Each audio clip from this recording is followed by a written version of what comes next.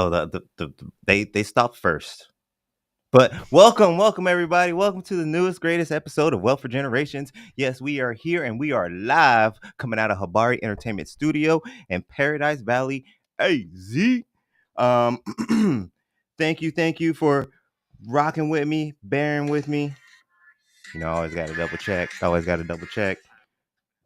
But yes, if you are tuning in right now, or if you are tuning in today as we do this live, thank you for rocking with us and being patient and waiting for us to get done with those technical difficulties.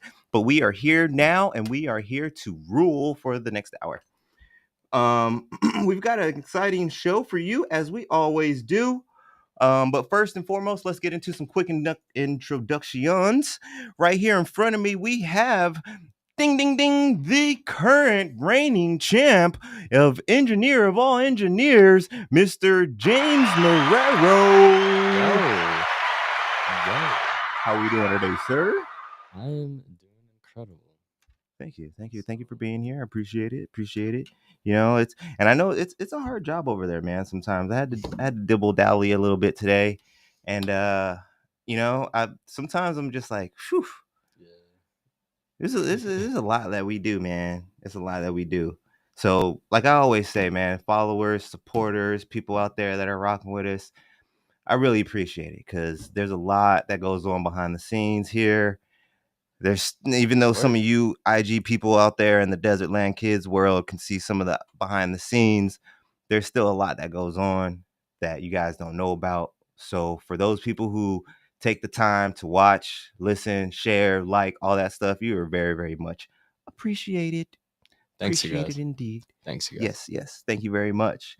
But yes, let's get into the show today because I am anxious. I've been waiting for a little bit to get into this topic. It may be something that you guys are kind of familiar with. I mean, no, yeah, you're definitely familiar with it. It's a thing that usually happens in the morning. Something called breakfast, breast, break fast. Yeah, that kind of rings a bell. Yeah, you Kind heard of rings me. a bell. Yeah. Okay, yeah. So we're gonna be talking about that today. We're gonna be talking about this thing called breakfast, and whether it's really the most important meal of the day for you, or is it the most important meal of the day for business people? For corporations. Who is it really important for? You know, breakfast, that is. But if you've been rocking with me since the beginning, you may have noticed that we switched it up a little bit. So it's been working out well. So we're going to stick with this little outline that we have now. And we're going to continue to get into the meat and potatoes right away. We're trying to bulk up in here. Bulk up. It's bulking season. Yep. And I think we added a little bit of extra too on the meat and potatoes today. So we can get that bulk, But all right, y'all. All right. Talking about meat and potatoes and all, it's time to cook up some truth. No pun intended. Or was it? I don't know. You be the judge. This is Wealthy Wisdom, though, where we feed your brain a full course meal of facts, seasoned with a little controversy and grilled to perfection with some laughter. Today's dish, though, breakfast. The most manipulated meal of the day? The word breakfast, where it all started. Let's break it down, y'all. Breakfast. It literally means breaking the fast. Because, you've been asleep for a while. Hopefully somewhere between like 6 and 8 hours on airplane mode. Now, the first time that this word shows up in print was way back when in 1463. Yeah, 1463. Yeah, back when they thought bathing was optional and they used leeches like your grandma uses Vicks. But that's another story. Hey, how come you're not scrolling down? Scroll down for me, buddy. Come on.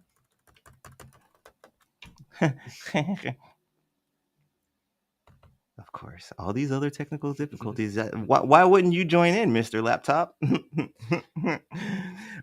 So, gosh, I went too far now. Oh, no. Now, we're talking way back in the day when Romans were walking around thinking that breakfast was for peasants. Yeah, you got that right. They thought breakfast was for peasants, because if you ate too early, that meant you had no self-control. You know, I mean, tomato. So they were basically out here starving till noon on purpose. Like, look at these abs, though, baby. Look at these abs. This is Romans. They usually ate once a day around midday, and they called it prandium. I may be pronouncing that wrong, so don't murder me. That's how hard they flexed on hunger, just once a day. Meanwhile, today people are waking up at 7 a.m. trying to snatch a Pop Tart before the eyelids are fully open, like standing at the toaster. And the spring is your alarm clock. Oh shit, my Pop Tart. So the Industrial Revolution wake up and clock in. If you guys aren't familiar, the Industrial Revolution, when we started getting our factories started and everything, that disappeared all of a sudden. Like we don't got factories like that anymore for some reason. But fast forward to the 1800s, the Industrial Revolution. It hits like a Monday morning alarm clock. People start working factory jobs. They need energy, and they need it early. Ain't no brunching, because you're gonna pass out by then. So it starts off with the porridge and meat scraps before sunrise. Or, like I said, or else you're passing out by noon. This is physical labor inside of industry and industrial warehouses here. Bosses wanted folks alert. Breakfast became the fuel for capitalism, not for health, for production. Eat your breakfast so you can produce, not so you can be healthy. That's why they pack it full of sugar. Yep. So you can get that energy, get up out there and bust out what you need to do. So bosses wanted, or I'm sorry, I just read that part. So sorry, people, bear with me. You ever work where you had to eat something just to survive the shift? Like, I'm talking about, like, that's the type of physical work that you're doing. Not one of these, just, I mean, no disrespect to entry level people, but I'm not talking about your baggers. I'm not talking about your produce clerks. I'm talking about people at the steel mill doing hard physical labor, But after that, we got these two brothers that come along. You got your porridge, your meat scraps. Then we got the next level of breakfast coming in. Ding, ding, ding for the Kellogg brothers. I knew you were going to say that. Kellogg's. The cornflake conspiracy. Now, this was one I was not quite familiar with before I did my research. And this is kind of interesting. Interesting indeed. So, as you guys may know, Kellogg's and Post are pretty much like the godfathers out here when it comes to cereal. Now, let me tell you about the wildest cereal origin story ever, though. Enter the Kellogg brothers. Not just your local cereal kings, they were low-key running a holy food operation. Yes, you heard me right. A holy food operation. John Harvey Kellogg ran a health spa in Michigan in the late 1800s. But get this, he was a Seventh-day Adventist who believed that flavorful food stirred up impure thoughts. So if you ate something that tasted good, you might want to get something good. You know what I mean? That's what he was thinking. So he made these things called cornflakes. Dry, bland, emotionally unavailable. Yeah, all to stop folks from getting too excited, if you know what I mean, during breakfast time. Not that was like a huge thing, people banging out before breakfast, but I don't know. So what do you think about that, James? Like, basically, Kellogg started off as an anti-horny snack. That's like, what? Like, how is that supposed to work? Like, what is that? I don't know, man. I don't know. I mean, this is fresh off of, when people were doing different things, different things, different things. So yeah, okay. Wait, when did they start exactly? I believe it was officially branded as Kellogg's. I believe as of 1906. 19. So it doesn't really tell me what the exact date was when they started giving it to their clients and everything. Uh-huh. But as far as the Kellogg brand itself as a business was 1906. Yeah. Okay. So it was they started in the late 1800s Yeah. is what I'm kind of getting at. Like Yeah. this is a while Yeah. back. There's a lot of things going on where people are just speculating. There's Yeah. the science. Science isn't really like that yet. Mhm. You know, science ain't like that yet. Science ain't like that. They still got horse carriages out here. You know. Yeah. Yeah. Okay. So, yep. And I mean, meanwhile, his brother Will was like, "Yo, forget all the anti horniness and the purity talk. This cereal could actually be making us some money." Mhm. So, like I said, boom, Kellogg Cereal Company launched in 1906. So, this is how we're starting, though, people. Okay, I want you to understand. We're talking about breakfast. Who's it really important for? Is it important for you, or is it important for the business? Yeah. I mean, this stuff can be like mass industrialized, like, and you're making really, really, really good return on profit or Mm-hmm. like return on investment, you know? Yeah, because I mean, imagine like what is it gonna cost? What does it cost to make a cornflake? Mhm. You know what I mean? It's really probably Fucking just nothing. cornmeal It's corn. fried or something, It's or baked, I corn. think. You Yeah. know, and then I don't know if they make it smaller originally, or if they just make a big piece and then break it up, but it's just Yeah. cornmeal, most likely, in some water, baked. Yeah. Because And the first one had no flavor or nothing, so Mhm. it's really just Yeah. cents on the dollar. Cents on the dollar. Exactly. No, and everybody eats breakfast too. Yep, It's like everybody. the the market is just like, and that is like the biggest monopoly like ever. That is Mm-hmm, mm-hmm. insanity. That part, monopoly. You know what I Yeah. mean? There's three guys. I don't know if you really realize it's three: Kellogg's, Post, and General. Yeah. General Mills, Kellogg's, and Post. That's pretty much who does cereal, unless you're trying to get your like Kroger brand and Great Value, Hmm. you know, which is basically still Fruit Loops, just in a different bag. Yeah. It really is. It really is. It's Fruit Loops in a different bag. Uh, But let's move on to the meats, or not okay. necessarily the meats, but just more meat-minded things. So we have the bacon and eggs hustle. Mhm. Propaganda breakfast. Now this next one might ruffle Mhm. some feathers because you know them good old American boys love their good old American breakfast, right? Mhm.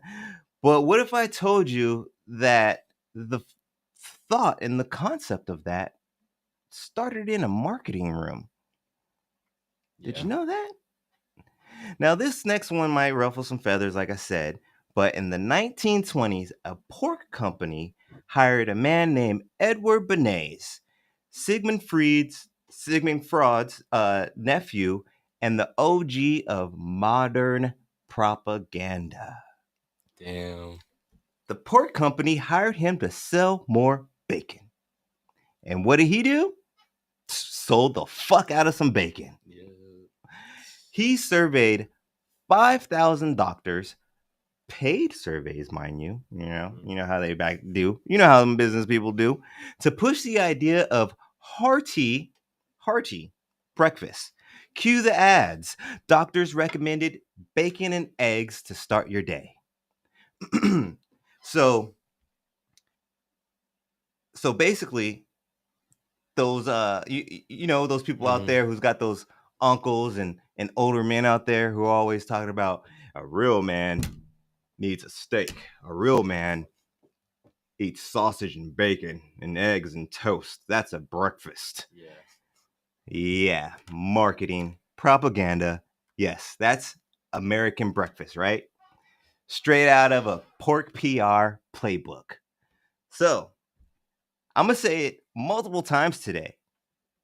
Think about it, people. Breakfast. Who's it really for? Is it for you or is it for the business? Mhm. Hmm? I don't know. I don't know. These are and I'm not trying to say that anybody's choice on what you do is bad. Okay, I'm just trying to inform that it may not. It just might not be what you think it is. I'm just trying to let you know it might not be what you think it is. You know. So next we got the kids. So Mhm. we established that we got your grandparents, we got your parents, we got your grandparents with the cereal, with the Kellogg's. Mhm. Or we got your grandparents, sorry. Did I say grandparents or parents? We got your grandparents with the Kellogg's. And then we get your parents with the bacon and eggs. Mhm. And now we move on to the children. Yeah. And I ain't even gonna lie, because this was totally my era. And while I was in it, I fucking loved it. It was amazing. Like, I don't know what the kids are doing out there nowadays for cereal. I don't know if there's any Toucan Sams, any Tony the Mhm. Tigers. Like, I remember all that shit vividly. Lucky the Leprechaun, Twix Mhm. Rabbit, Yeah, all same. that shit. Mhm. Remember it vividly because they made me want to remember. Mm. Schools and cartoons, institutional breakfast brainwash. By the 1950s and 60s, breakfast went corporate. Schools started serving free meals, but not kale and kiwis. I'm talking sugary cereal and chocolate milk. And that was me every morning. I ain't even gonna lie. I don't even like milk. Excuse me. I haven't drank milk since I was a child. But you know what I used to go get when I was in school? A fucking carton of chocolate milk. Yeah. Fuck Oh my yeah, I was getting a god. carton of chocolate Oh my milk god. as a kid. I don't give a fuck how that milk made my stomach feel later on. I was getting that sugar. That's Yeah. all it Yeah. was. I was gonna go get me one of them little square, well not square, more like an octagon, one of the little octagon cereal pouches. Uh-huh. Oh my god. Yeah. One of them little Oh octagon my god. cereals. Yeah. And I used to try this because I can't because I'm not gonna eat my cereal with chocolate milk. Mhm. So, I'm not that I condone this people, but I finagled a little bit. I grab a regular milk and a chocolate milk because I gotta get that sugar. Gotta get that extra sugar. But yes, I'm talking these sugary cereals and chocolate milk. Ain't nobody checking glycemic indexes or nothing. Companies like Quaker, Post, and General Mills went after kids harder than a pedophile. They gave us the Tony the Tigers, Trix the Rabbit, Lucky the freaking Leprechaun. Yes, all those throwback iconic mascots. Mhm. Like, what? Like, think about it though. Seriously, as an adult, why the hell does my cereal need a goddamn mascot? It's not a sporting event. Yeah. It's not a sporting event. Why does my cereal need a mascot? You know? Damn, that's like some CIA like psyop shit. Like Seriously. honestly.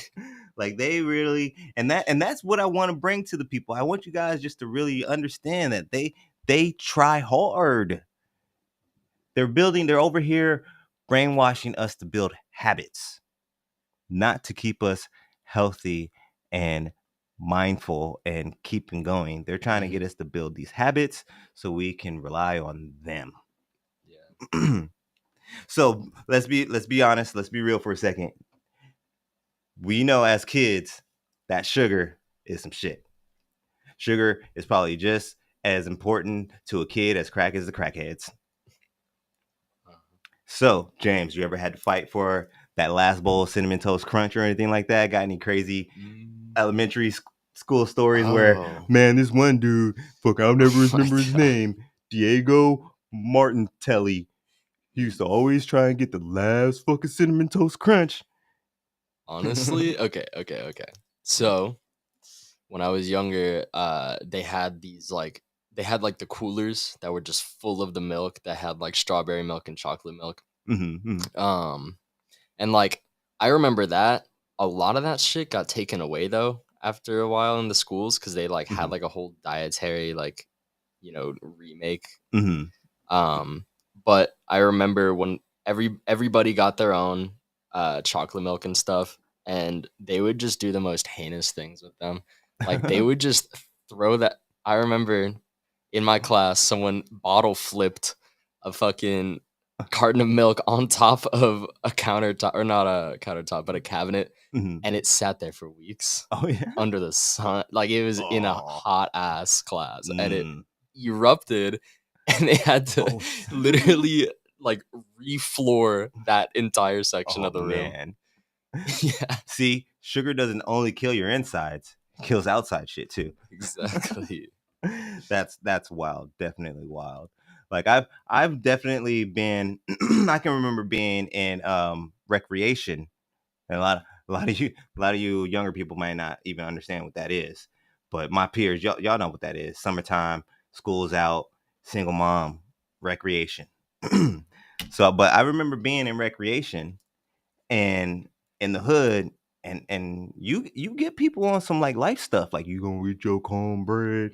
You got that one overfed kid in the neighborhood coming up, and like I've seen the kids. They ain't never messed with my stuff because my brother will tell you.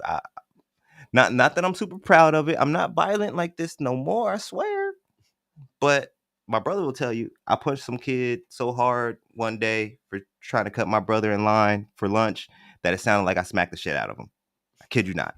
That's what all the kids said when I came back because I had to go back to recreation the next day because single mom, you know. But they were like, "Damn, Anj, we thought you slapped the fuck out of him." Nah, I socked the fuck out of that motherfucker. I was the wild one. I was the wild one. But wasn't nobody gonna disrespect my brother, especially in the lunch line, because we about to go get some sugar. Yeah. About to go get my chocolate milk, and you messing up my brother in line. You messing up my line time too. So had to show a motherfucker what's up. It wasn't necessarily all sugar induced, but in the end, that's what I was really trying to get to was my chocolate milk. Well, so That's what life's about, getting to that chocolate milk. Heck yeah, man. Milk's gold. It was until like 2000 something. Yeah. But let's keep it moving. Let's keep it moving because they got all kind of tactics, man, to make you guys, not you guys, to make us, to train us on these habits.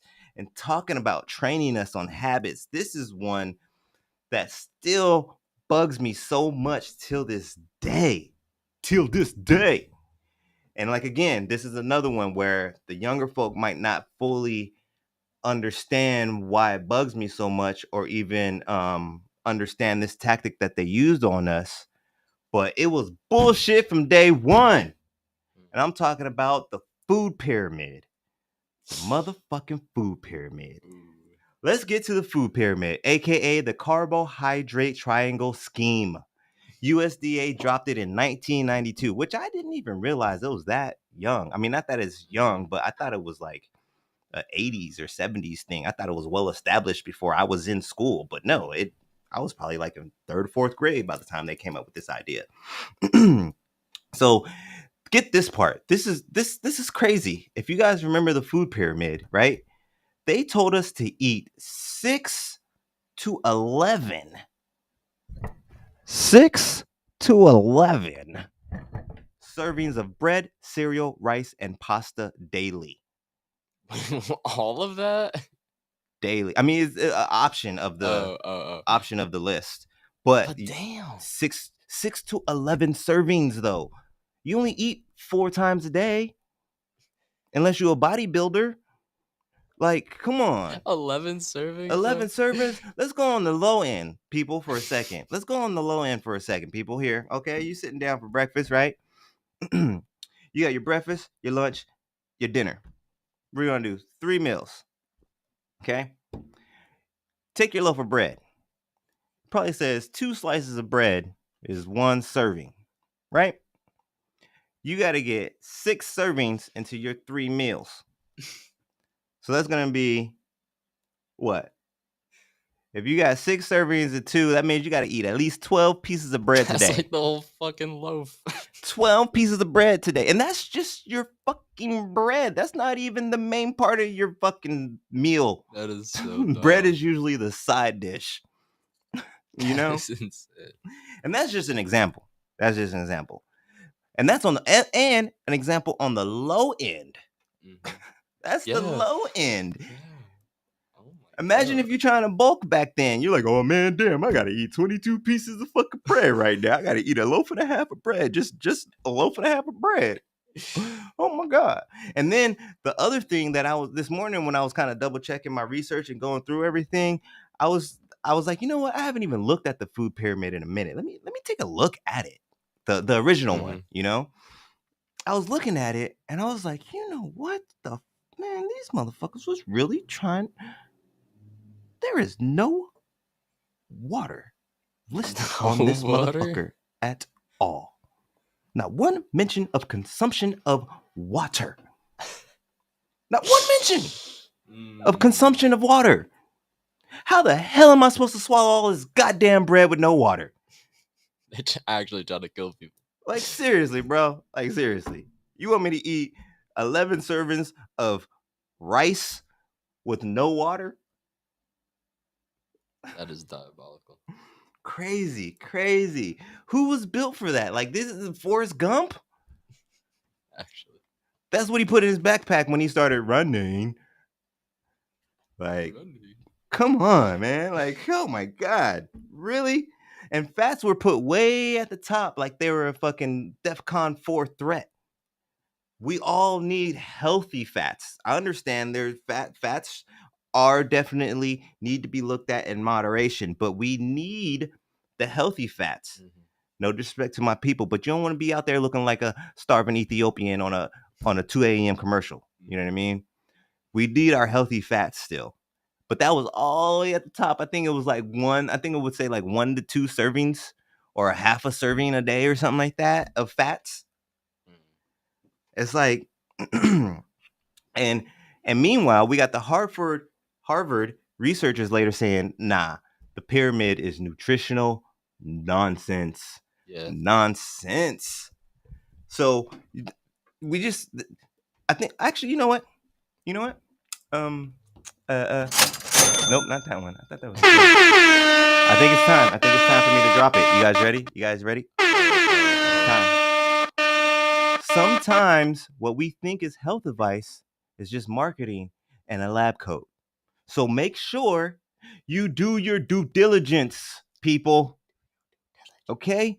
If the food pyramid itself isn't one thing to make you question medical advice from them, then I don't know what the fuck to show you, to tell you. Like, just just question stuff sometimes, you know? You don't gotta be condescending, you ain't gotta be mean.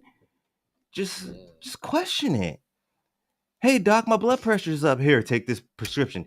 You don't think I could eat something that might bring my or maybe take something out of my diet that might bring my blood pressure down, doc? Just take this Ozepic or whatever that shit's going around. That's Oh no. like they got Latoya Jackson and Ariana Grande out here as poster childs for Ozepic and shit. Y'all want to look like that? Y'all want to look like Latoya Jackson, Ariana Grande? Y'all want to look like that?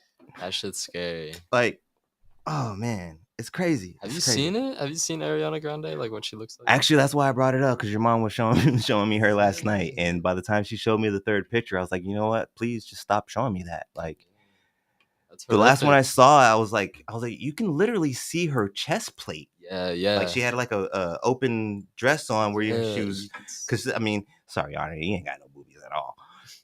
But there was an X, there or not an X, there was a triangle, and you could literally see the yeah. chest plate on like there was no Yeah. muscle or anything Her in between the entire like skin rib cage. and the chest plate. Like Yeah.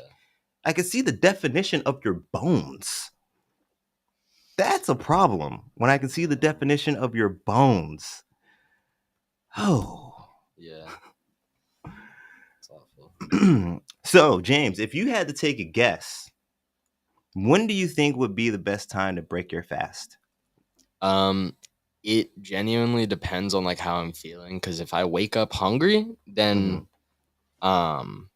like I'm gonna eat something big. But if I wake up and I'm not exactly like hungry, I'm gonna break my fast, but not like heavy. Like I'm gonna like have some chai latte or like chai tea or something like that, Mm-hmm.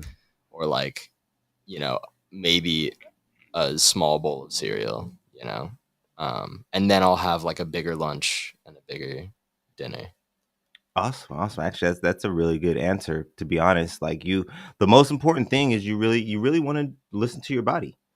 Mhm. Because I'll tell you, I'll admit it right now. I'll tell people all the time, I'm not much of a breakfast eater. Like I'm not much of not even necessarily a breakfast eater because sometimes I'll have late nights and I'll wake up at noon and I'm just not one of those type of people that usually wake up and I'm like, I'm hungry. Mhm. Like it takes me a minute. Normally, if I wake up hungry, it's because I stopped eating early. Yeah. If that makes sense, Yeah. it does make sense. But y'all sometimes don't understand stuff. Um, so that's a good answer though. For the most importantly, the most important thing you can do is listen to your body. Listen to your body. Do your due diligence. Don't go to the food pyramid table. Mhm. Don't go ask Mr. Barnes what you should have and when you should eat it because he's going to say 4 strips of bacon, some sausage, and maybe even a steak with some eggs on top. You know, listen to yourself. Modern research says don't eat right away. Mhm. Hydrate first, which is actually one of the things I usually do. I might not hydrate first thing, Mhm. but before I consume a solid, I usually try to consume a liquid. Mhm. Let your cortisol rise naturally. Wait about 2 to 4 hours before your first meal. That's when your body is really ready to eat. Yeah. And you know, like I say, listen to your body. Um I'm not gonna lie, I didn't do 100% due diligence on this, mainly because I've been in and out of the gym. I've pretty much my whole life. I've been an athlete since grade school, so I know how to listen to my body. I walked away from traditional stuff long, long ago. While I was still in school, I walked away from a lot of traditional things as far as being an athlete and being in the gym and working out. Mhm. So I can totally agree with this without having to do more research because I know it is not important for you to wake up and eat. The only time I used to do that is when I was trying to actually really gain and I was looking for the calories, and that's because I needed to fill the time with the calories. But on my regular daily, I might sometimes I eat only twice in a day. Mhm. But I'll do it kind of like James says. I might wake up the first like 3 4 the first from like 3 to 6 hours. I might just drink water, Mhm. maybe have a fruit smoothie, and then when lunch comes, I'll have like maybe some ramen, something mid size, a bowl of ramen or something like that. But then dinner comes and I fucking feast, Mhm. and then I'm done for the day. It's about calories. It's not about the time of the day. Yeah. So if anything, the way I used to refer to it when I was heavy in the gym, it's fuel. Yeah.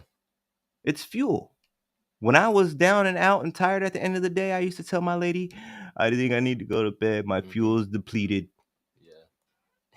Because that's what this is. The stuff that we consume and we put into our bodies, it is fuel for our bodies to keep Yeah. on going. Yeah.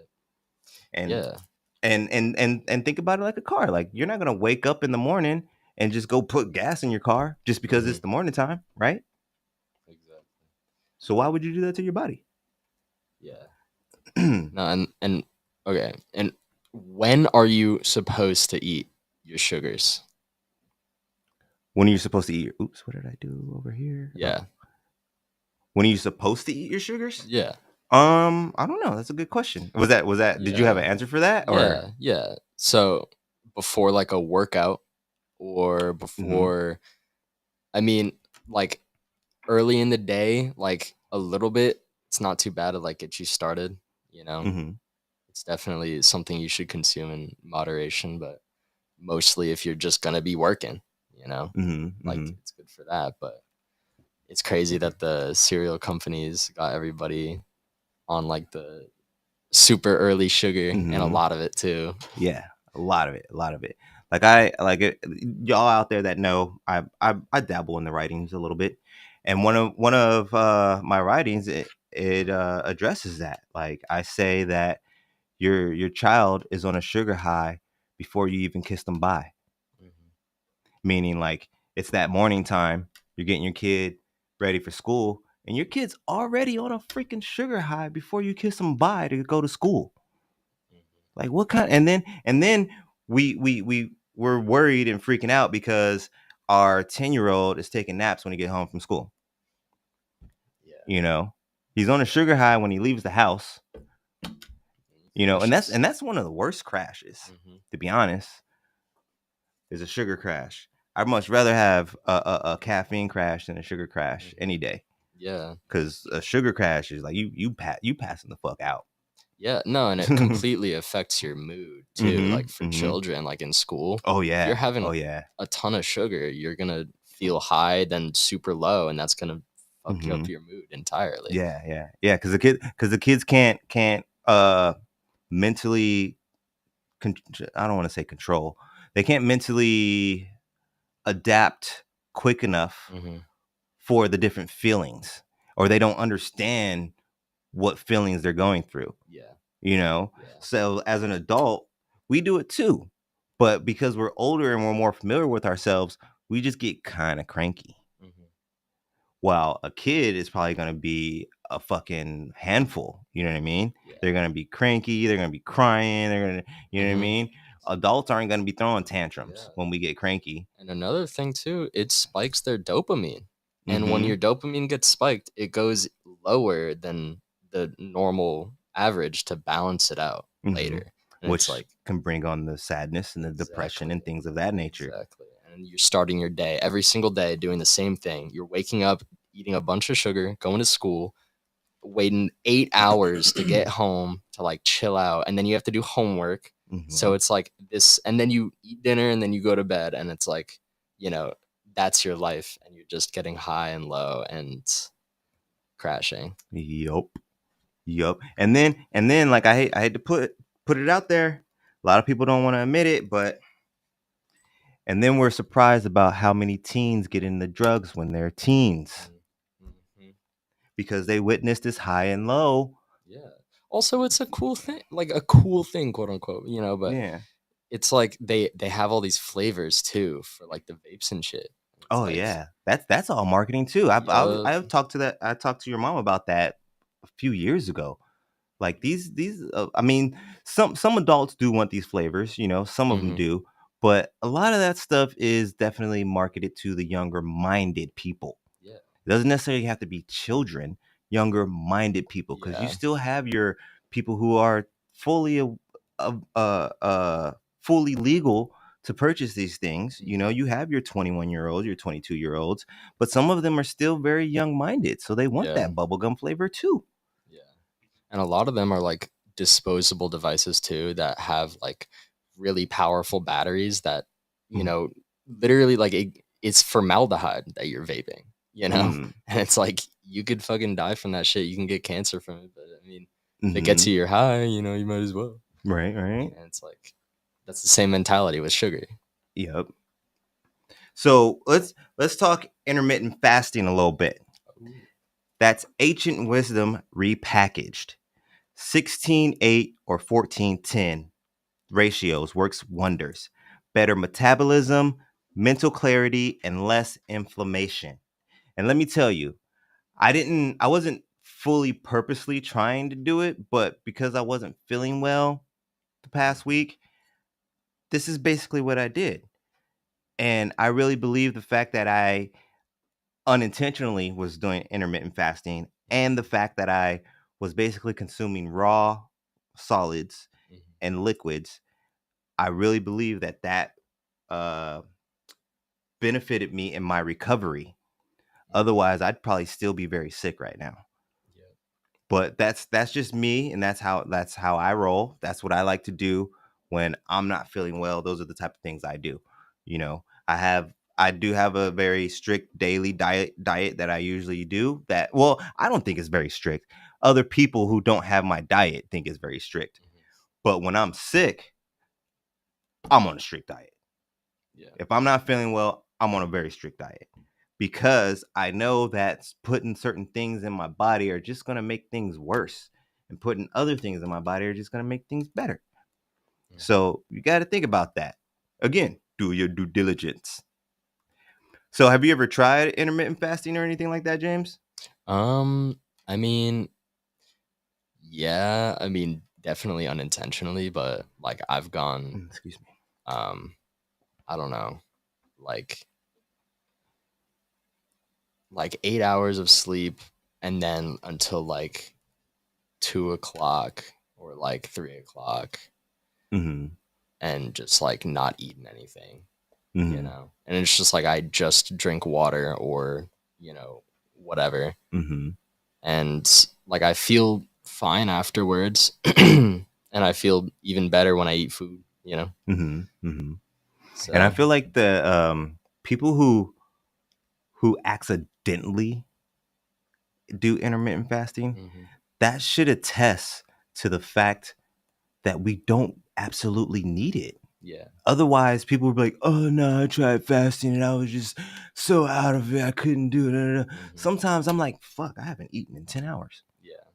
Shit, I should probably eat something." Yeah. Like, but Yeah. I don't feel like famished Mhm. or lightheaded or anything. Like Yeah. that should be a proven resource right there, or proven that should be a reliable source. Sorry, a proven reliable source right there. If you've known anybody that's accidentally fasted Yeah. for several hours, that should prove to you right there that us as humans, we do not need to eat 4, 5, 6 meals a Mhm. day, snack every hour. We don't need to be Yeah. Yeah. continuously, consistently consuming. That overconsumption is honestly a culture thing for America because Mm-hmm. we are so capitalistic, and that's just been put into the society as like, okay, well, just eat more and more and give these billionaires more and more money. Mm-hmm. Just eat as much as you can, though. Yep. Yep. And then next thing you know, you're on some prescriptions. Yeah. Whoopity doo. That costs twice as much, um, twice as much as the food you're paying for, anyways. Mhm. You know. Adults definitely throw tantrums. No, we don't. We don't. We don't. We don't. We don't. We don't. Just stomping your feet. But let's check out some good options for meals to break your fast, with a couple of vegan options in there as well for my ultra healthy community out there. Um, when do you eat, or when you do eat, build a power plate? Okay, like I said, we do need our healthy fats. You definitely need some fiber, and if you're not getting Mhm. enough fiber, I feel sorry for your colon, Yep. because you need to poop. Go poop. Get some Uh-huh. Metamucil. Drink some prune juice. But you want to build a power plate with protein, healthy fat, and fiber. Try some of these combos here. These first two are vegan, and then the last three are actually the this third one can be turned into a vegan one. Let me Okay. just let you know what's going on here. First one, vegan. We got oats, almond butter, chia, and blueberries. Which, are you familiar with the name of that one, James, by chance? No, no, no. That would be considered technically overnight oats. Oh. So you could take some oats, some almond butter, chia seed, blueberries, and then you add your liquid, let it sit overnight, mix it all up in the morning. Mhm. Got yourself some overnight oats right That there. sounds hella good. And then number two, we have some. Oh, this one's a pretty popular one, whether you're vegan or not. Some avocado toast, Mhm. and they recommend whole grain and maybe adding some pumpkin seeds. But there's many ways you can do avocado toast and add some extra girth and make sure it's still nice and healthy for you. Mhm. In my house, we keep a sack of hemp seeds. We keep a sack of hemp seeds, so you could throw that on there. You could even move your chia seeds down to the avocado toast and throw that on there. There's a lot of different things you could do with that one. And now we got this other one here where we got a switch hitter. You can either use the Greek yogurt, or you can do an alternative vegan option of a yogurt. But you want to do a yogurt, some strawberries, and some flax seeds. Flax seeds are really good for you as well if you're having some constipation problems and stuff like that. It is good to try to break them up if you can, but once they are broken up, I believe, don't quote me on the time length, but you do have a certain amount of time to consume it before it loses the nutritional value. And then the next two we got eggs, sauteed spinach, and sweet potato. That's another good one right there for you or you egg eaters out there. And then last but not least, we got bone broth, mushrooms, and lentils, which is another decent combination there. You're gonna get your healthy fats, your protein, and your fiber. And don't sleep on one of my favorites, smoothies, Mm-hmm. which you can do all kinds of different ways. All kinds of, I'm actually thinking about maybe even creating a recipe book because I do smoothies all the time, and you got so many options for your vegan people and your non-vegan people, because there's all these milk alternatives out there nowadays, and you don't even have to use milk all the time. You could use juice, you could use water. Depends on what you how you want to get down, but you can easily add the major three, which is going to be your protein, your healthy fat, and that fiber. So, according to some studies, and you can take this however you like, but I'm just sharing some information. Best time to eat between 10 a.m. and noon, because this is Sparta, you peasants who eat at 6 a.m. Unless you're coming from the gym and you can kick my butt, then you're not a peasant. But listen to your body. Like I said, the most important thing is to listen to your body. Don't eat just because a box told you to, or Mr. Barnes said so. You know, let your body let you know when you should go to the kitchen. So, breakfast wasn't born in grandma's kitchen. It was manufactured in boardrooms, backed by fake science, and sold to the generations who trusted it blindly. Rats. So, the next time someone tells you breakfast is the most important meal of the day, you got to ask yourself, important for who? Is it important for me? Or is it important for the corporations? Only you can answer that. But that is going to wrap it up for the wealthy wisdom of the day. Oh, damn, we're in 47 already? Yeah. That went fast as fuck. That was only one segment. I guess I extended it too long. That's going to wrap it up for wealthy wisdom, though, and we're going to roll right into the next one. That's not asking the master. That's next gen thoughts. So, all right, Gen Z and Gen Alpha, pull up to the table. This one's for you. It's time for next gen thoughts, where we're talking about tradition, flipping it, mixing it, and serving it like it's going out of style. Today, we're cracking open the truth about the manipulated meal of the day, breakfast. Not the one your grandma started, but the one that Mr. Barnes started. Now, listen, I love me a waffle like the next man, but somewhere between eat your Wheaties and bacon is brain food. We got played. James, when you think of breakfast, what comes to mind? Like, what's your go-to options, even, or do you even like really do a real breakfast I type mean, meal? like if I have it, like I honestly, I like chicken and waffles That's a good and one. uh or like I don't know, I like some toast with peanut butter and jelly. That's pretty good. Peanut butter jelly toast sandwich. Yeah. And honestly, that's mostly it. Like those are like the two that come to mind. Nice, nice, good job, good choices, good choices. None of that. Like 4 eggs, 4 strips of bacon, 2 sausages. Got to have my tall glass of OJ, some oatmeal, and my grandma said it's always good to have a grapefruit.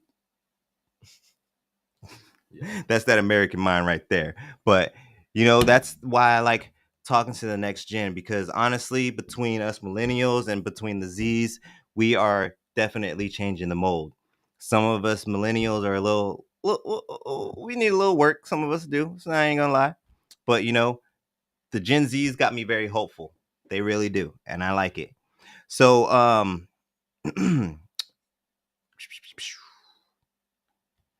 have you ever had anything random Anything random? like like not the traditional American breakfast, but is there anything that stands out where you're like, I went to stayed the night at my friend's house and they're this culture and we ate this, or has there ever been a time where you're like, you know what, I don't even care, I'm gonna just eat this triple meat pizza right now because I want this triple meat pizza right now. I just woke up, I don't give a fuck, I can eat what I want right now. I mean, I worked at a bakery and they had this croissant that was like filled with cookie dough, and I was just like, I mean, that sounds interesting. It was pretty good, but like it was a lot. I was like, oh god, I'm gonna feel like shit. Oh, like too much sugar and stuff. Yeah, it was very rich. But the flakiness of the croissant, though, that's why I was like, ooh. No, it was so good though. God damn. See, I think the only thing that I've really done random is just like leftovers because I'm lazy. Yeah. Like being lazy because I've never, well, not never. It's been a long time since I've been your traditional breakfast person, anyways. So sometimes I'm just like, you know what? I don't even want to do anything. I'm gonna just have this leftovers from last night. I don't care if it was beef stew, and it's 9 a.m. I'm gonna eat some beef stew at 9 a.m. I'm the exact same way. I mean, like if it's like Panda Express or something, like I mean, come on, I'll have some chicken right now. Fuck it. Right. But that's what we're saying though. That's what I want to make sure all you guys know and take away from this episode is like, we do not have to be like our great grands. We can break the mold. We can break the norm, because the norm is that shit even fucking right? Is it even right? Food pyramid, 1992. Is it even fucking right? Is it? Mr. Eddie Barnes? How much bacon do I need to be eating in the morning? Because they paid you to tell me? Paying off over $5,000. Over five. Like, first of all, actually, how that's a lot of fucking money. Yeah. Like 5,000 doctors. Like, even if you paid them $1,000 each, that's $500,000, right? Or my math fucked up. My math probably fucked up. It's still a lot of money. A lot. It's still a lot of money. A lot. But it's crazy out here, man. Crazy out here. And speaking of that food pyramid, let's talk about it one more time. You remember that triangle with the 11 servings? Yes.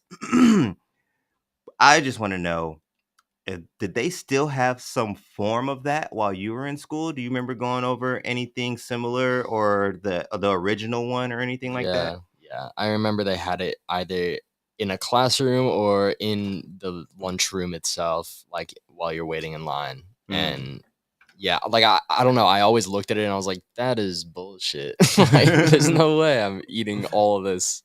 Like, no. Yeah, it's crazy. But see, that's where I kind of wanted to get to. They're trying to teach us habits, people. Like, listen to what the man said. He said he remembers being at school in the lunch line looking at this. So they're taking one last attempt right before your child gets their food to be like, hey kid, look at this, make sure to get your 6 to 11 servings of bread. Yeah. Ask your friend if he's going to eat his cornbread. Do it, because if he doesn't do it, you should. You got to get that 6 to 11 servings, But the pyramid it's just so crazy, man. That pyramid was built like it was sponsored by Wheat Lobby and Big Milk. Harvard later came out like, nah, y'all need healthy fats, these fruits, these veggies. And like I said, they had no fucking water on the pyramid, man. Water. H2O. You know what? Okay. I'm going to play devil's advocate here, right? It says food pyramid.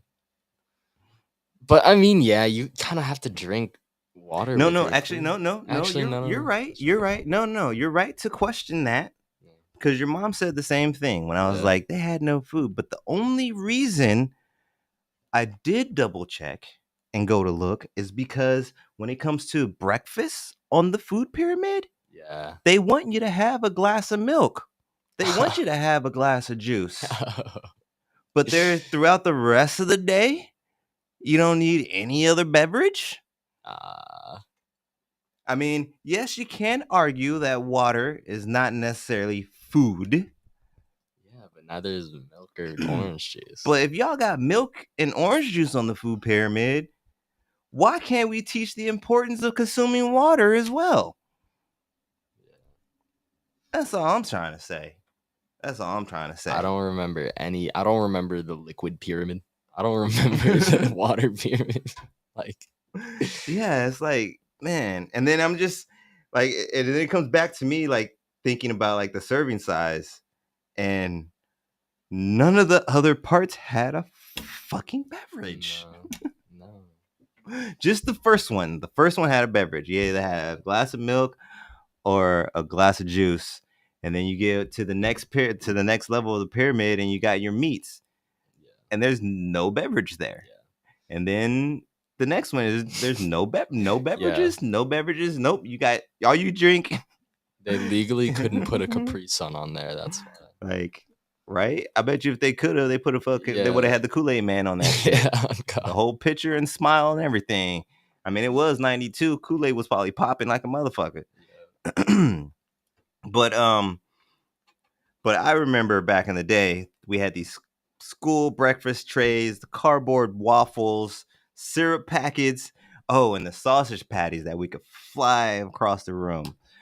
It was total garbage. All of it, garbage. I can't remember one time looking back at my school diet and thinking that I ate anything nutritious from school ever. Minus college. I did do a year and a half of college, and that was a total different experience. But any other schooling, no, they did not have our interests in mind at all. At all. Let's break it down to the bottom line. If you know how to make a solid first meal, you save money and you gain energy. That's real wealth, baby. Here's three go-to wealthy breakfasts that cost less than $2 each. Here we go again. We got another hit from the overnight oats, and this one's even easier. You got oats, banana, and almond butter. Boom. And that sounds so good too. Yep. Oh my God. Here's another one. And we're talking, I mean, to go purchase it all, obviously, is going to cost more than $2. But when you break it down, this is less than $2 a meal. You got, well, actually, shoot, damn, they threw that in there, and it's 2025. This particular one might be more than $2 because they threw in the eggs, and we all know how that's going right now. Yeah. You got motherfuckers either going broke buying eggs in the store, or they hitting up their egg dealer trying to meet them in the back alley right now. Yeah. So that one, I'm not sure if it's still going to be $2. But we got 2 eggs, brown rice, salsa, and some avocado. Nice and easy. You could easily switch out that eggs for some toast if you really want to make sure it's a $2 meal. And then it basically would be some avocado toast with some brown rice. And then again, one of my favorites, we got the smoothie. This one says frozen fruit, nut butter, spinach, oat milk, or water, or regular milk. Blend, walk out feeling like a superhero.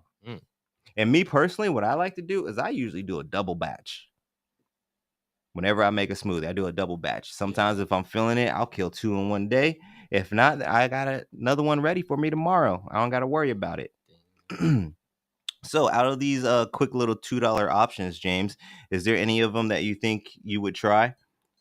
I mean, I would try all of them. They all sound really good. Actually, yeah. I mean, except for me personally, except for the egg one. Yeah. But yeah, no, because I tried overnight oats, and it's the texture thing for me. Oh yeah, like that makes sense. Cold oats, like I can't really fuck with that. But I would do that in a smoothie. Yeah, oats and all. Yeah, because I actually do that sometimes. Or if I'm feeling like I need a little extra calories or a little extra oomph to it, I'll just throw some oats in my smoothie and blend it all up. So I could definitely do that in a blender. The oats, banana, almond butter, that would be bomb actually. With the because I usually throw some vanilla flavored protein in there, so it would be vanilla flavor, almond butter, banana, oats. Ooh, that sounds delicious. So let's keep it rolling. Here's what I want the whole next gen thinking about, though. Yeah, like I said, I'm gonna say it all day today. Who benefits when you eat the way they tell you? Was breakfast the most important meal of the day really about your health? Or is it about hustling you into buying sugar frosted propaganda? Yeah, your health is their wealth. Yes, your health is their wealth, just like he said. Breakfast, the most important meal of the day. For who? For who? Is it for you or is it for the business people? Who?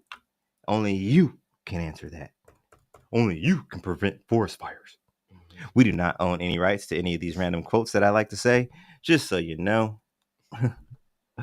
um, so have you ever asked yourself, James, have you ever asked yourself, like, how much, especially like after this situation, how much have we actually learned that's really marketing in disguise? Uh, Everything that they've put out, like, there's no way they're telling the truth about like anything. Like, why would they? Right? Like, what is their incentive to like give us healthy meals? Nothing. Nothing at all. They don't profit from that, and that's Oh, what America's all about right now. no. Profit, Yeah. profit, profit, profit. But that's gonna wrap it up today for the next gen. We're gonna keep it rolling because I don't know how, but we're gonna keep it rolling. Health is wealth. We're rolling into the health is wealth segment of the day. Alrighty, we're gonna take a little break from the breakfast real quick.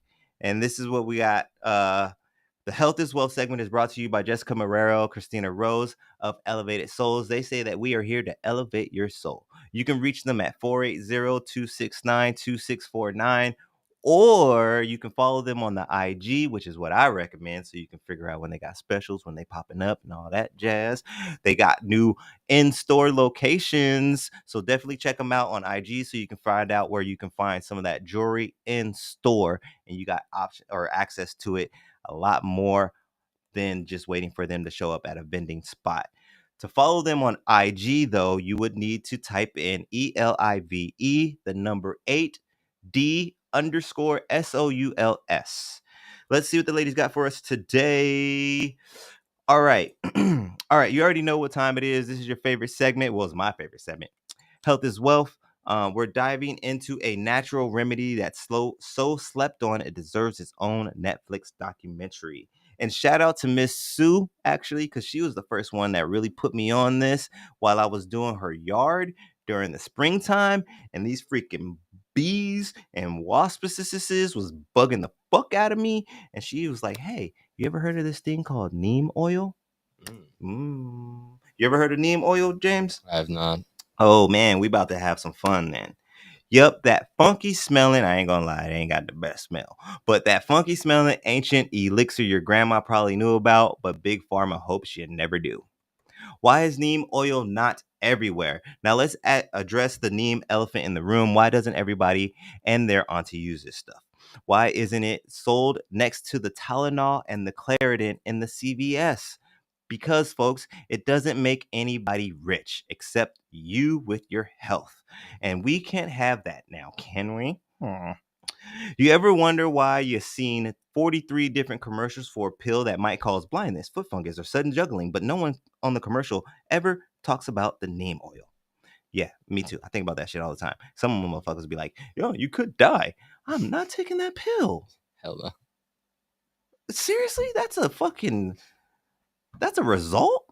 A possible result of me taking this pill is I could die? I think I'll stick with my sickness. So, sorry. Big Pharma would be like, you better not put that antibacterial, anti-aging, eczema fighting, danger of destroying, liver loving, head lice murdering, miracle stuff on yourself. Sorry, I tried to say that fast and might have mumbled a little bit.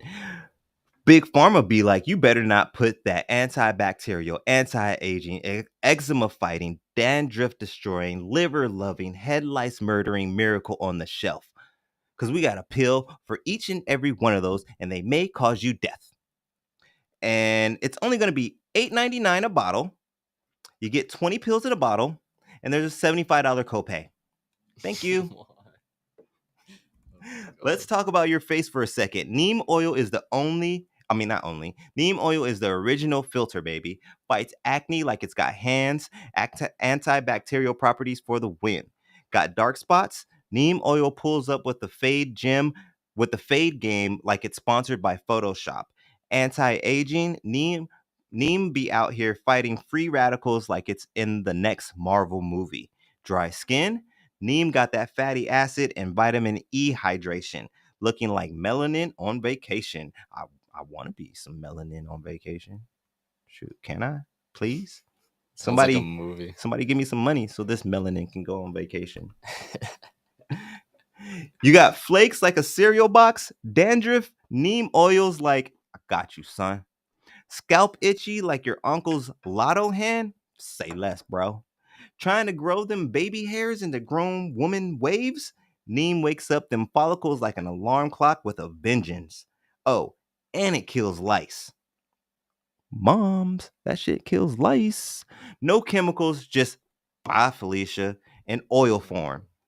Now, look, internally, neem oil ain't to be played with. It's potent. You just gotta take a shot of neem oil. I know.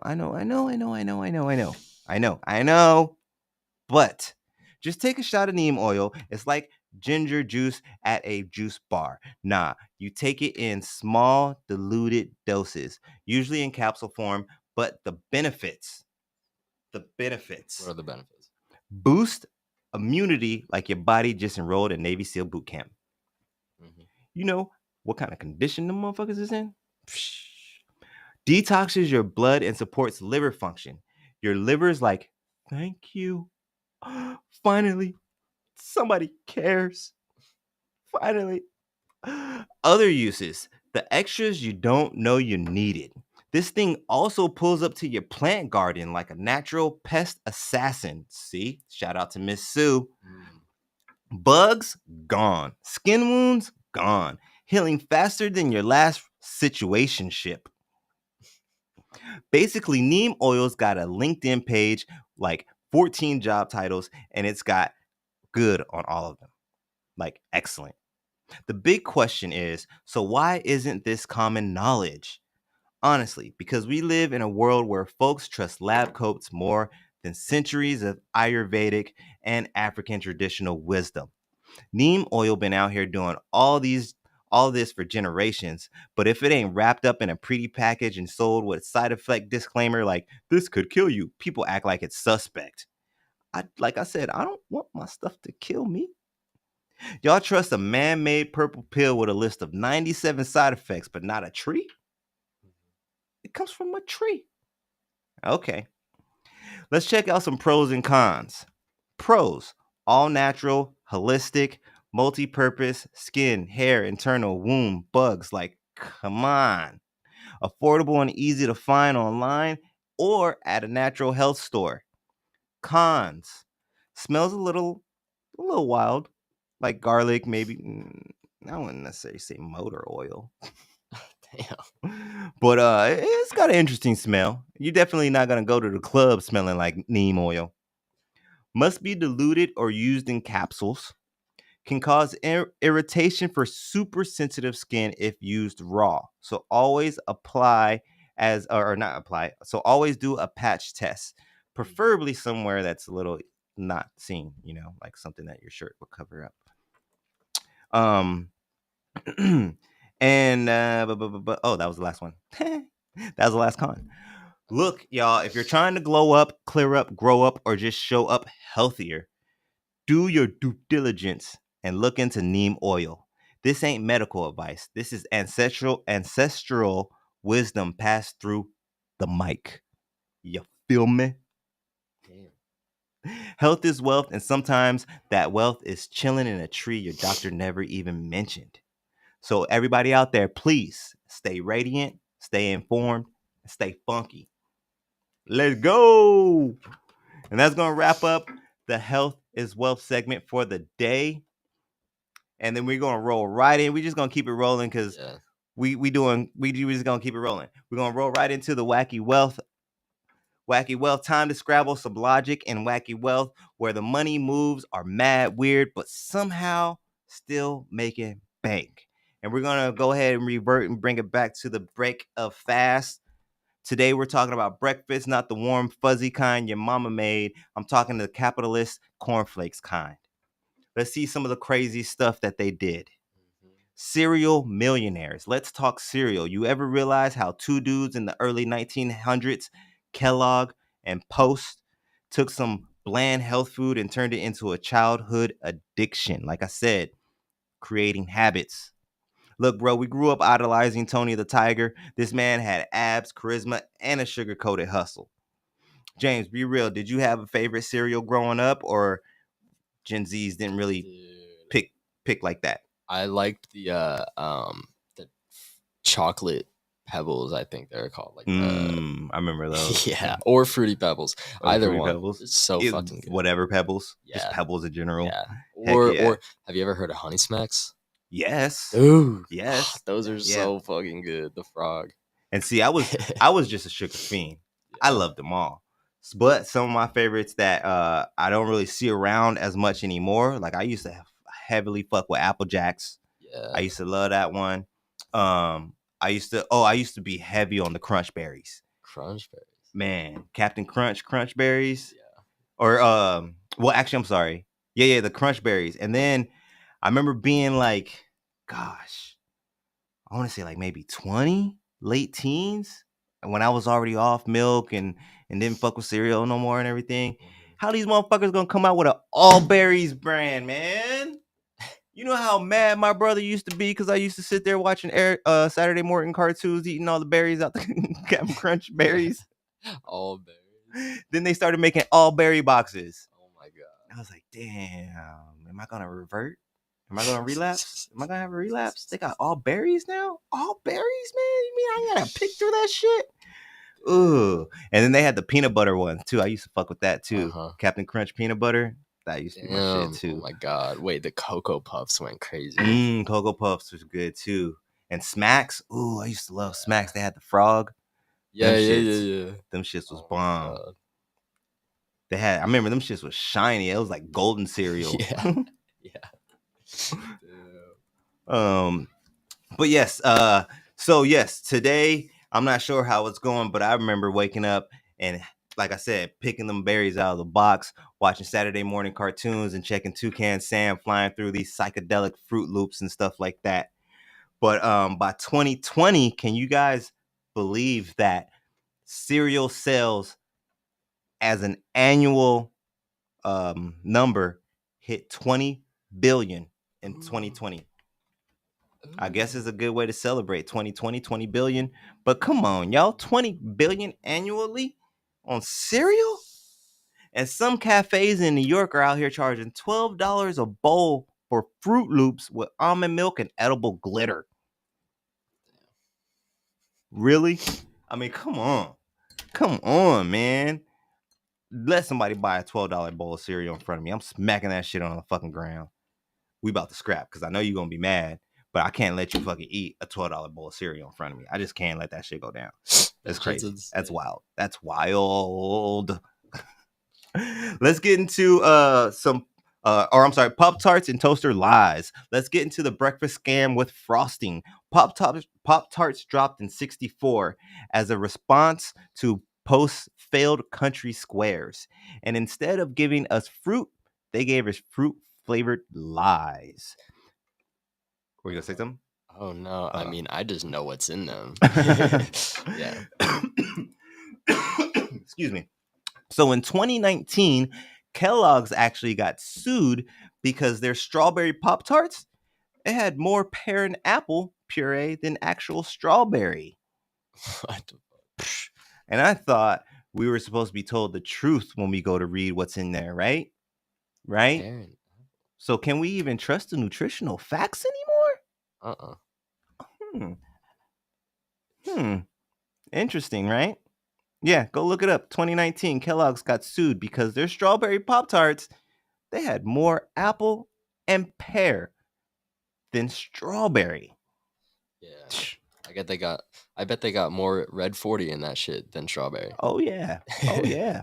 maybe even a little a yellow 20 or 15, whatever number that is. Yeah, no, I mean they got yellow 7, they got like blue 1 as well, like because they have like the sprinkles on top. Yep. All the sprinkles. Yep. That's toxic. So I don't know about you. I do remember them now, man. I kind of do. I don't remember the last time I had one, but them shits was bomb. I ain't gonna lie. Yeah. I ain't gonna Oh lie. yeah, no, you're good. Well, no. I'm not talking about Pop Tarts. This Oh. next one that I'm getting to, I feel like they were Okay. better than Pop Tarts. The toaster strudel.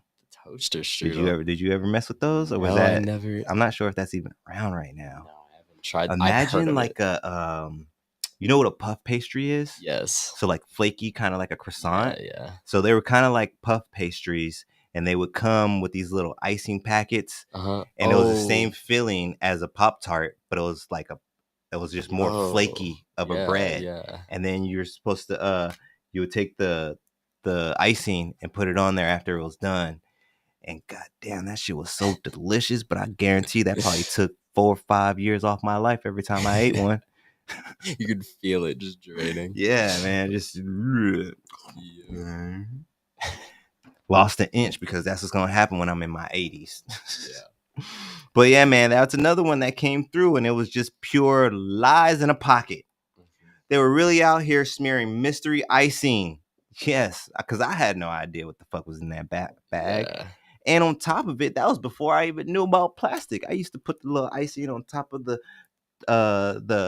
toaster while the toaster strudel got hot, so then my icing would be nice and warm. Yeah, but now I'm heating up the fucking plastic. Now I'm heating up the plastic, and then I'm pouring all that shit on my. Oh man. Yeah, I mean, forever chemicals. Microplastics are in everybody.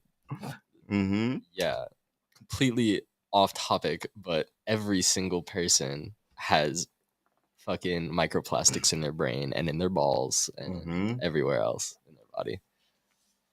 It's crazy. It's crazy.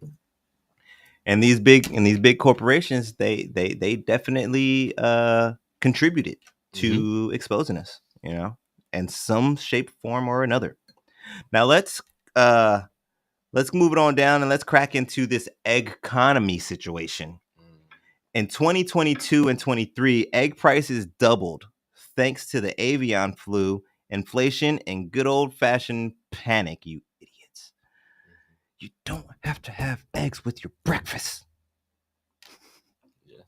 Do you understand how much cheaper that shit would be if you guys weren't caught up on trying to have fucking 4 eggs with your breakfast every day? Do you understand that shit? We wouldn't be in a prohibition of eggs if you guys could use some goddamn moderation. Just saying. Sorry. I'm crazy. I got dip flowing through me right now. Yeah. Yeah. Sorry. But yes, due to inflation and good old panic. But guess what? Eggs still stayed on top because y'all love y'all eggs. American breakfast. Y'all remember the era of egg whites only? Whew. I remember that because that's when I was in the kitchen. And that shit was crazy. I almost forgot about it till I started doing this research. There's not even really a thing like that no more. Do you ever have do you have any memories of egg whites being pushed on you as a healthier choice? No, I mean, I remember like marketing wise, I mean, like hearing something about it, but I was like, that's like, I'm gonna have my whole egg. I have a whole egg. I'm gonna use all of it. Like, and see the thing that started made me started questioning the situation is when like I said, I was in the kitchen during the time. So what made me question this situation is when we started getting when we started getting cartons of egg whites. Yeah. Where we didn't have to separate it anymore. We were ordering egg whites and it was cooking different and looking different. And I'm just like, this ain't right. Like it's not. It's not. Even when I ate eggs and I was in the kitchen, I always tried to make sure I had shelled eggs. Always, because when you get random shit in a carton, you got it in a bag, you don't know what the fuck is in there. You know, you got no idea. And yeah, some of my little Atkins diet, I need keto diet and egg whites and spinach. Pour that shit out of a fucking milk carton, bro. What do you think I'm really pouring out of that milk carton when I'm cooking using the egg whites? I doubt it's all egg whites. I highly doubt that shit. Yeah. But yeah, man, we had the whole egg white situation that led the whole industry of just egg of just egg white in carton, just egg whites in cartons. I'm talking someone out here was getting rich off separating yolks like it's Wall Street. And that's what made me question it. Because as a cook, as a chef, I know there ain't no fucking chef out there talking about, hey James, take this fucking crate of eggs Uh, and go crack these eggs and get so I can get egg whites. yeah. They ain't paying you to crack 100 eggs just to separate them motherfuckers. No. So you think they got somebody or a machine or something at a factory that's gonna do that? Yeah. What happens to the yolks? So I've seen this process before. Mm-hmm. So it's like a little slot that's like it's shaped like a V, and in the bottom there's like a gap. So the yolk like rolls down it, and the whites fall straight through, and it's Mm. separated into Oh, two you mean like separate you actually buckets. seen it at a Yeah, factory yeah, style? yeah, yeah, yeah. So they are trying to. Yeah, like it's It's trying real. to. It's real.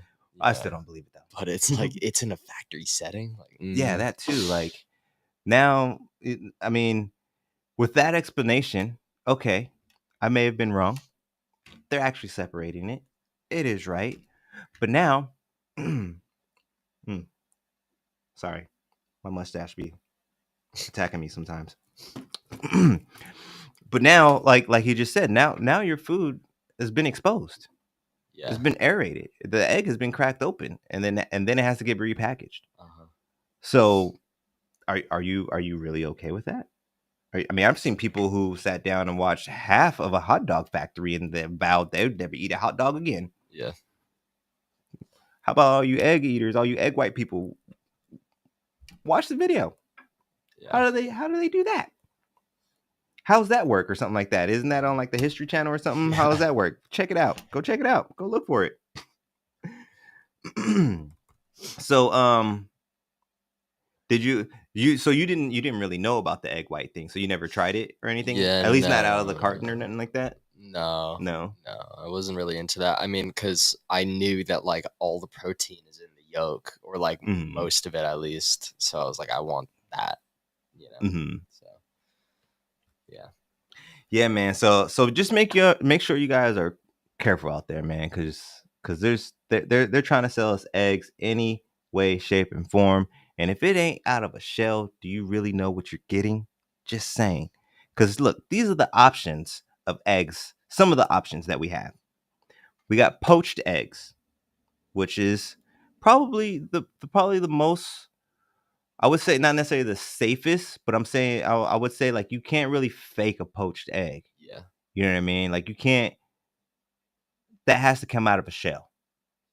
Is basically what I'm trying to say. Scrambled eggs. That can be very many different ways. Yeah. I've seen bags working in the kitchen. I've seen 20-pound bags of scrambled eggs Yeah. coming in a plastic bag. You know, you got boiled eggs. You got powdered eggs, which is one Yeah. that I've never worked with. I don't I know if was I gonna ever want to say. work with. No, that's like the cafeteria shit, right? I think so. Yeah, cafeteria space type stuff. Yeah. Yeah, they got frozen eggs. Oh no, I'm sorry, dehydrated. That would be probably the space one. Sorry, Yeah. Yeah. it's exhausting. Trying to Yeah. trying to keep track of all that. Exhausting. But ting. uh, they took morning hunger and turned it into $1 billion buffet. Like, oh, you just woke up. Here's a plate of sugar, processed corn. Give us your money and your pancreas. Yeah. But let's flip it. If you know what to eat in the morning, you can keep your coins, save your energy, and feed your brain without selling your soul to good old Captain Crunch like I did. But here's a couple of more uh options out here for you for breakfast options. Oh, this is the same thing. You didn't, ChatGPT. Come on, man. You're supposed to be helping me out with different stuff. You can't be repeating yourself all the time. I'm not repeating myself. What the fuck, bro? Here's another one option for meal. This is for my vegan folks, or if you want to substitute it with eggs, you can. Even though I don't, my recommendation wouldn't be to substitute it with eggs, but you can if you want to. To each their own. Tofu scramble with spinach, bell peppers, turmeric, and toast looks like eggs, tastes like freedom. And actually, though, don't sleep on that turmeric, just so you know, or the ginger. It'll do you good. It'll do you good. So, this one, y'all. So sorry. Just sorry. I'm not. That's all I'm gonna say. Sorry, y'all. They sold us cereal mascots, toaster lies, glittered nostalgia, and overpriced eggs. But here's the real tea: they ain't selling food. Like I said before, they're selling habits and bad ones at that. So, y'all ready? Next time someone says breakfast is the most important meal of the day, you gotta ask yourself: important for who? For me or for the business? Only you can answer that. Only you. From cereal schemes to bacon dreams, we've unboxed the real breakfast story. So whether you eat at sunrise or skip till noon, just know wealth ain't just in your wallet. It's on your plate too. Stay fed, stay woke, and stay wealthy, my people. And that's going to wrap it up for the wacky wealth. And we're going to roll right into the last segment of the show, which is one of my favorites. If Jimmy was here, it'd be one of his favorites for show still. But that is going to be the We Building Boy. So if you're not familiar, We Building Boy is where we take a moment to highlight a business or entrepreneur themselves. So let's roll right into it. So you know what time it is? It's We Building Boy, where we shine the spotlight on folks making power moves in the community, building legacies, and changing lives one play at a time. And today we're taking it to the court and the boardroom. Big shout out to the West Valley Outlaws. Yes, yes, yes. Big shout out to the West Valley Outlaws, of movement, a mission, and a mentorship program wrapped into one. At the helm, we got the dynamic duo, Chris Miles and Nisi Gomez. Chris came in from Missouri with the financial finesse, a former pro athlete turned business strategist with a heart just as big as his hustle. Real talk. He's out here helping folks run their plays in life like it's the fourth quarter and everything's on the line. And you got Nisi, born and raised in Arizona, Superior to be exact, tech savvy, sharp, and the ultimate systems builder. From sports to strategy, she takes raw talent and turns it into a well-oiled empire. Together, they're not just building a team, they're building men, mentally strong, physically tough, and ready to dominate on and off the basketball court. They're showing love to the underdogs, the underestimated, and the overlooked, and turning them into powerhouses of purpose. So to Chris, Nisi, and the whole West Valley Outlaws fam, we see you, we salute you, and we say keep building, boy, because y'all are laying the foundation for generational greatness. Make sure y'all check them out. You can check them out on Facebook. They do have a website as well, the West Valley Outlaws. Let's get a round of applause for them. And definitely make sure to like, follow, support, share, all that jazz. Stay up with me because, excuse me, I am going to be I am going to be bringing back Asking the Masses, but I'm going to be doing it a different way. I'm going to be using Asking the Masses to help me build the We Building Boy. So when I don't have guests, basically I'll be coming out to you guys periodically in social media land, and I'll just ask like, hey, how's everybody doing? I need some people to shout out. Who y'all got? Let me know. Hit me up with some people to put on We Building Boy. So that's probably what I'm going to be doing as far as Asking the Masses from now on, or anything else related like that. I might just come out and be like, hey, Asking the Masses, what should I do a month from now? What's a topic I should do? So it'll be more of things of that nature instead of bringing it into the actual episode. It'll help me build the episode, if that makes sense. So I hope you guys enjoyed our extended episode, our extended late episode. I guess it kind of works out because we did come so late today. You guys got an extra half an hour from us. It kind of sucks because I probably won't be able to put it up on the Opus. It's gonna be too big of a file for me. But it's all love though. Anyways, but I think we're gonna wrap it up for the day. Let's give a round of applause to the current reigning champ, the engineer of all engineers, Mr. James Marrero. Yes, sir. Thank you, sir, for being able to hold it down, put aside the extra time. It is very much appreciated. And I thank you for staying with us, man, and being able to engineer for the show today. It is, like I said, is very much appreciated. Hell yeah. Of course. Of course. And then we got another round of applause. And that is for you guys, all my followers, supporters. Make sure you like, share, tag, whatever. Talk to me. We can chat. You want a book, whatever. You want me to come to your next event. You know, we can do some weekday stuff where I can come do a quick interview for you. It just won't be live through the stream and everything like that. But we can still get some things cracking. Shout out to Kylie. I'll be talking to her in a little bit, and we might have something promoting on her behalf in a little bit coming towards y'all. Stay tuned, because we're always building right here. And on that note, peace.